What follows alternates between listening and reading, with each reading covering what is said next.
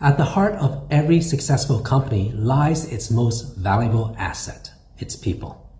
Crafting the right team begins with a well-executed recruiting strategy. Here's a detailed guide to ensure that your hiring process attracts and retains the top talent that you need.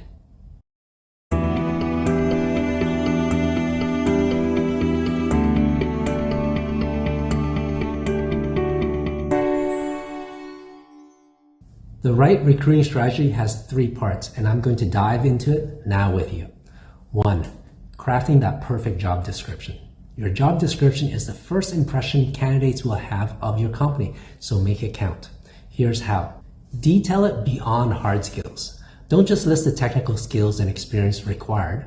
Highlight the personality traits and soft skills that are essential for the role, such as being organized, systems thinking, and attention to detail. For example, instead of merely just stating must have 5 years of experience in marketing, specify qualities like must demonstrate strong organizational skills and the ability to think strategically. Share your vision. Include information about your company's mission and values. Younger generations are particularly interested in what a company stands for, often placing this above salary considerations. So for instance, if your company is committed to sustainability, make sure to highlight this in your job description. A well-rounded job description not only attracts the right candidates, but also sets clear expectations from the outset. In fact, I use the job description as a basis for my performance management for my team. Okay, so the second part of the recruiting strategy is to conduct effective interviews. A structured interview process helps to identify the best candidates. And here's my step-by-step approach.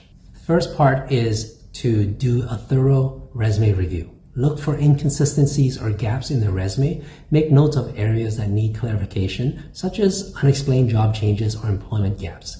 This is also the stage to assess the candidate's communication skills and overall fit for the role. At this stage, I like to rate and rank each candidate based on what I see on their resume. This helps me to focus in on the top contenders, and then I do a phone screening based on that rating. Use a scoring system that takes into account both their technical and potential soft skills fit. So the second part here is to do the phone interviews. I use the phone interview to just make sure there's no red flags that come up for me, and if there aren't, then I move them into an in-person interview. Here I want to focus in on their soft skills because their resumes would have covered most of their hard skills and my phone screening would have asked any clarifying questions. So I like to use the in-person interview to assess a candidate's personality, values, and future goals. Tailor your questions to probe these areas effectively. For example, you may ask an open-ended question like, what type of person do you think will be successful in this role?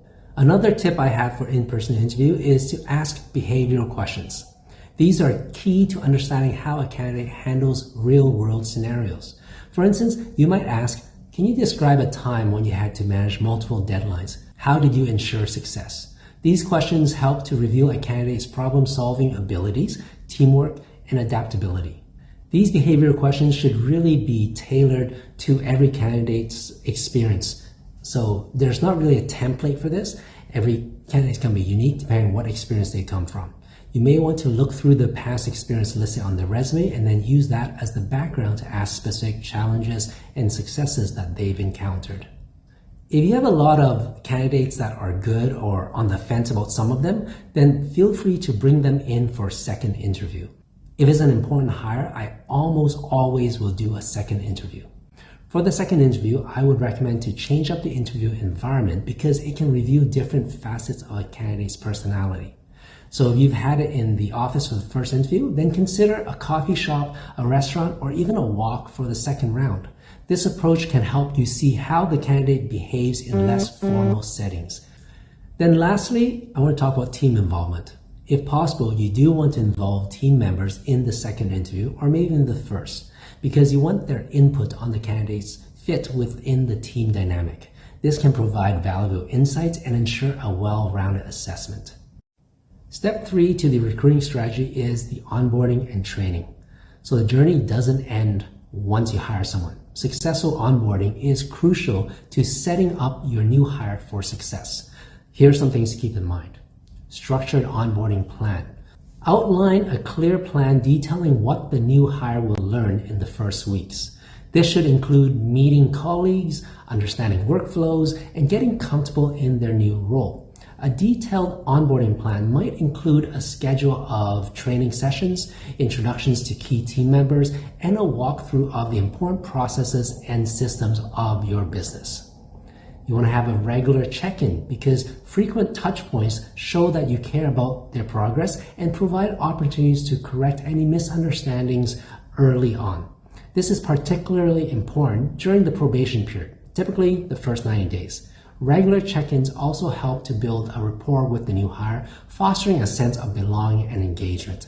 The last thing you want to do is not check in with them at all, and by the end of 90 days, you're surprised that they're not doing well, and it's the first time you're learning about it.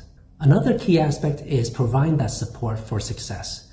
Ensure new hires have all the resources and training that they need to excel. This could include providing access to necessary software, assigning a mentor or a buddy, and offering continuous learning opportunities. Remember, a well-supported employee ramps up faster and contributes more effectively to the team sooner. The final aspect of onboarding is a feedback mechanism. You want to create a system for new hires to give feedback on their onboarding experience. This can help you identify areas for improvement and show new employees their input is valued. This could be worked into a onboarding plan or a performance management plan so that you can review with the new hire and ask them for feedback or comments for each part of their onboarding. Recruiting and onboarding are significant investments to any business. By following these steps I have outlined here, you not only attract the best talent possible, but also ensure that they thrive within your organization. Remember, the goal is not just to fill a position, but to build the dream team that embodies your company's values and drives its success. A comprehensive recruiting strategy that includes detailed job descriptions, structured interviews, and effective onboarding processes will set the foundation for your company's growth and success. Investing in your hiring process is investing in the future of your business. So I hope that you liked this video, and let me know if you have any additional tips from your hiring experience. If you're in the process of making an important hire and don't know how to do it, then reach out to me and I can help take the risk out of recruiting for that all-important team member.